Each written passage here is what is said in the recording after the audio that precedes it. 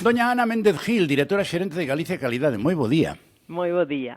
Ana, xa vai para 4 anos en Galicia Calidade, Bueno, ata decembro non fan os 4 anos, non queiras correr. Bueno, pero contenta, non? Moi contenta, sí.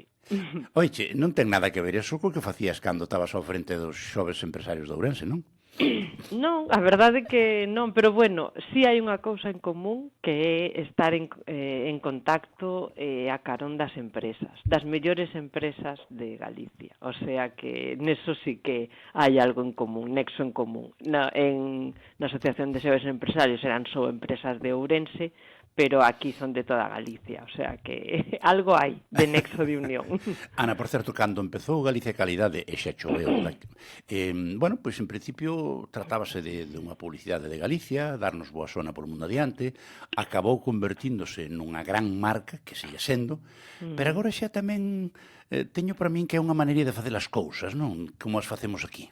É un xeito de facer as cousas. É ademais un moi bo xeito de facer as cousas. Neso estamos aquí na Xunta de Galicia, porque ao final Galicia Calidade é a nosa marca. É a nosa marca paraugas, a marca que dá sentido e dá cobertura a todo ese bo facer que temos en Galicia e polo que nos recoñecen tanto en Galicia como en España, como fora de España, como no resto do mundo. Ana, despois de todos estes anos traballando a prol de Galicia Calidade, a xente, quero decir, os empresarios, os pequenos e medianos empresarios, os autónomos, van entendendo que iso é rendível? Sí, cada vez máis ese esforzo que levamos facendo estes últimos anos polo recoñecemento de Galicia Calidade como selo de garantía e como certificación cada vez se recoñece máis, ademais polos, como ti ben dís, polos propios empresarios, polas propias empresas, porque ao final ter o selo de garantía para as empresas é moi importante e ademais algo que fai que os seus produtos, os seus servizos sexan máis vendibles e ademais porque se están facendo as cousas ben, é dicir, non todo o mundo pode certificarse por Galicia Calidade, non calquera pode certificarse, e se alguén de algún xeito decide poñerse o logo porque lle apetece, sabe que nos imos estar aí para dicir non, señores, aquí hai que facer as cousas dun xeito, hai uns pregos de condicións, hai unhas auditorías e hai que facer as cousas ben. Acórdome hai algúns anos que fixen unha campañiña desde aquí con un eslogan, decía máis ou menos eso, dice, eso hai que merecelo. Efectivamente. Por certo que non dades feito ahora no Brau, non? Porque estades presentes en un montón de sitios, festivales, presentacións, cousas. É que ao final, pois, si é certo que a época do verán é a época un pouco que máis sae a xente, é a época na que se poden facer máis cousas ao aire libre tamén, entón estamos agora ao estar dependendo, nós agora dependemos directamente de Presidencia da Xunta de Galicia, antes dependíamos da Consellería de Economía e Industria, da Dirección de Comercio, pero agora ao estar dependendo directamente de Presidencia, tutelados por Turismo de Galicia, si é certo que facemos un traballo conxunto da man de Turismo de Galicia en todas as actividades que Turismo realiza e que teñen que ver un pouco coas empresas de Galicia Calidade, que se poden xuntar esas dúas cousas. E aí, por exemplo, os concertos todos do Xacobeo, Galicia Calidade está moi presente, porque as empresas tamén consideran que é un espacio de visibilidade, moi importante para os seus produtos. Logo, despois tamén o tema, toda a parte de turismo está moi englobada no segundo sector máis importante en número de empresas establecementos que ten Galicia Calidade, que é o sector turístico, hotéis, restaurantes, casas de turismo rural, etc. Co cal, pois evidentemente esta época de verán é unha época de moito traballo para nós. E ainda por riba termalismo. E ainda por riba o termalismo. O que faltaba para o peso, non? Algo que era xa moi necesario, porque a verdade é que temos que darnos conta que Galicia é a segunda rexión de Europa en número de mananciais termais, temos 300, claro, estamos a falar dun sector que ademais a Xunta de Galicia quere apoiar moito durante estes próximos anos, porque o turismo termal é un dos turismos de máis calidade que hai no mundo, non? E aparte que Galicia é zona de turismo termal e ademais é termalismo dende a época dos romanos, que xa choveu, e si eles a consideraban como tal, por algo sería, non? Entón, temos ademais 20 balnearios agora mesmo en Galicia, o que supón o 20% do total de balnearios de toda España, co cal temos que ese turismo termal potencialo cada vez máis, non temos para nada que ter medo ou que ter vergoña a comparalo con outras zonas de Europa que o termalismo está, pois, o mellor máis instaurado, non? É que, ademais, Ana, se non estou equivocado, a contribución do termalismo ao turismo galego ten que ver moito co que chamades vos desestacionalización, porque aquí veñen moitos no brao, pero despois no resto do inverno polo tempo, tal, sin embargo, o termalismo favorece que veñen en calquera época do ano. Efectivamente, totalmente, porque ademais é que termalismo é benestar, e ademais se pode unir totalmente a algo tan específico noso e de tanta categoría como é a nosa gastronomía. Co cal son dúas cousas que van moi unidas, ese saúde, ese benestar da nosa saúde, non? Que se dá en todos os establecementos termais que están abertos durante todo o ano, cunhas augas, cunhas propiedades moi específicas que se pode desfrutar durante todo o ano, co cal desestacionalizamos, como ti dis, agora de tantas cousas se queren dicir, e seguímolo unindo pois a esa excelencia de gastronomía que temos en Galicia.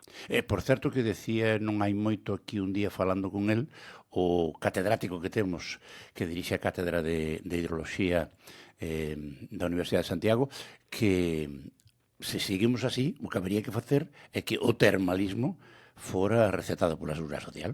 É que, de feito... en outros países faise. Sí, é que, de feito, estiven a semana pasada, estiven nunha conferencia sobre que organizada pola Deputación de Ourense, xa sabes que eu son de Ourense, entón, pois... Se non o dis, bótate da aldea, Bótanme totalmente. Ourense é a provincia na que hai máis lonxevos de toda España. Certo. De persoas centenarias.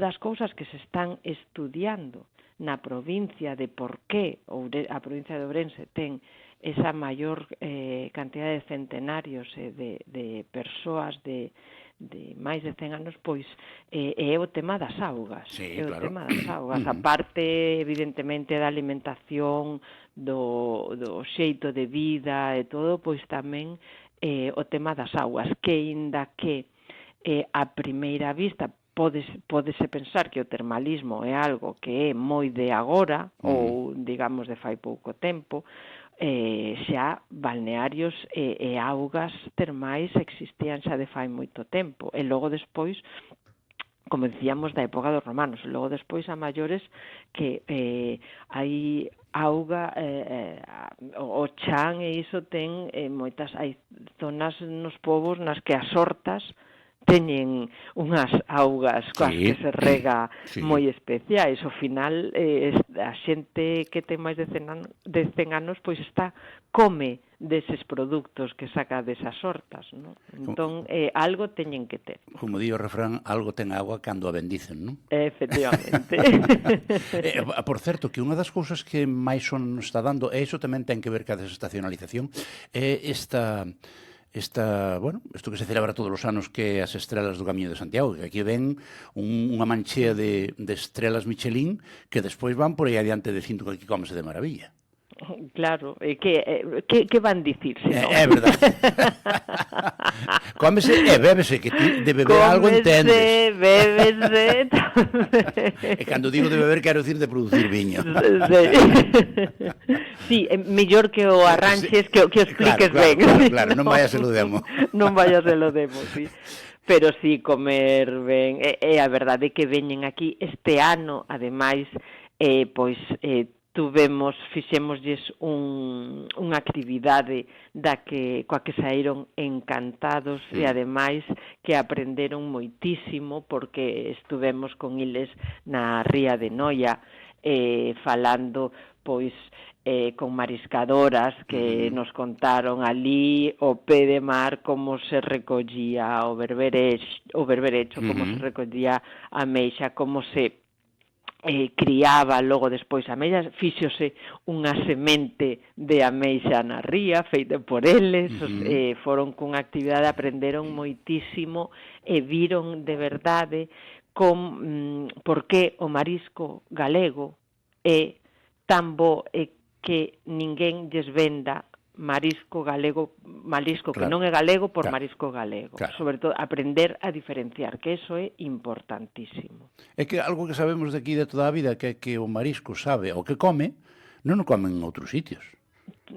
Totalmente. Ademais é que non ten nada que ver. Non ten nada que ver xa nin aspecto, nin sabor, nin textura, non ten absolutamente nada que ver. Por certo, Ana, o sector turístico e o sector gastronómico, que son piares da nosa riqueza e do noso benestar en Galicia, estáse a modernizar dun xeito como Dios manda, quero dicir, porque hoxe en día o que non está nas redes non está en ningún lado.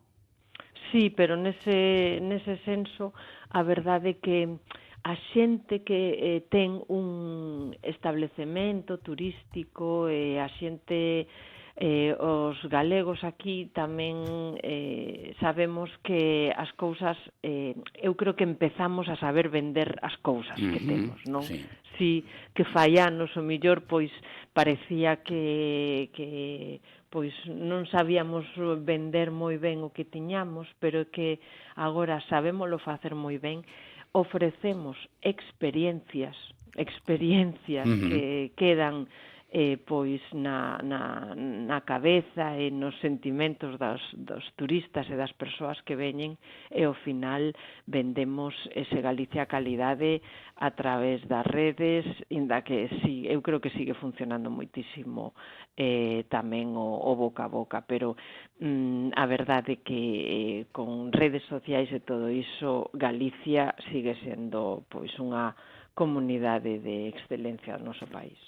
Por certo, Ana, que decías, debe haber cerca dun mes no foro da rexión, que Galicia Calidade, que é a nosa marca, pero tamén é a nosa identidade. Xa se funde unha cousa ca outra, non si? Sí, xa se funde unha cousa con outra. É o que che dicía un pouquiño ao principio, non? Eu creo, salimos fora, todo o mundo recoñece Galicia Calidade como marca, entón é o que temos que nos que vender, é o que temos que seguir vendendo ben, porque moi recoñecido e a pesar dos máis de 30 anos que ten de vida a marca e o selo de garantía, sigue tendo validez e sigue sendo un selo que realmente reflicte esa calidade. Xa non só reflicte unha orixe, que é a orixe galega, senón esa calidade que é totalmente real.